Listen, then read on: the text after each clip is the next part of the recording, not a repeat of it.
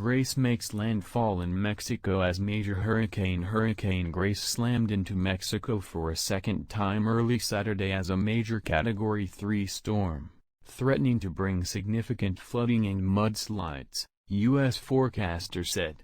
The storm made landfall near Tecolotlán in Veracruz state, clocking maximum sustained winds of 125 miles (200 kilometers per hour), according to the U.S. National Hurricane Center (NHC). Category 3 is the third highest of 5 levels on the Saffir-Simpson scale. A hurricane warning was in effect for coastline stretching from Puerto Veracruz to Cabo Rojo. Rapid weakening is expected as Grace moves inland over the mountains of central Mexico later today, the NHC said. Nearly 8,000 civil defense members, soldiers and electricity board workers were ready to tackle the aftermath of the storm, Mexican President Andrés Manuel López Obrador wrote on Twitter.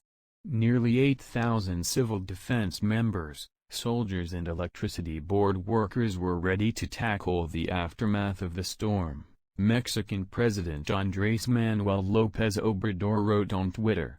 He urged residents living in places considered to be at risk to seek refuge in high places with relatives and in shelters. Highways closed. Authorities in the state of Veracruz said they had prepared 200 storm shelters and planned to open another 2,000 if necessary. Veracruz Governor Getlawas Garcia warned of the risk of flooding and mudslides as the storm dumped heavy rain on the mountainous region.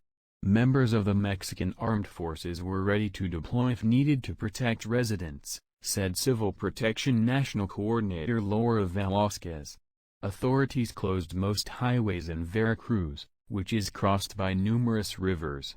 In preparation for the storm, workers along the coast boarded up windows to protect stores, fishermen brought their boats ashore and residents secured their homes after stocking up on canned food and water.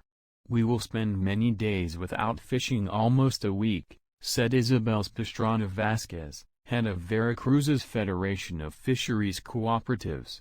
About 35,000 fishermen will be affected because we can't go out.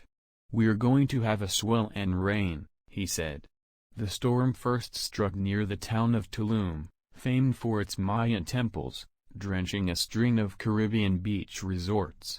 The hurricane passed the Riviera Maya coastline without any loss of life, according to Quintana Roo Governor Carlos Joaquin.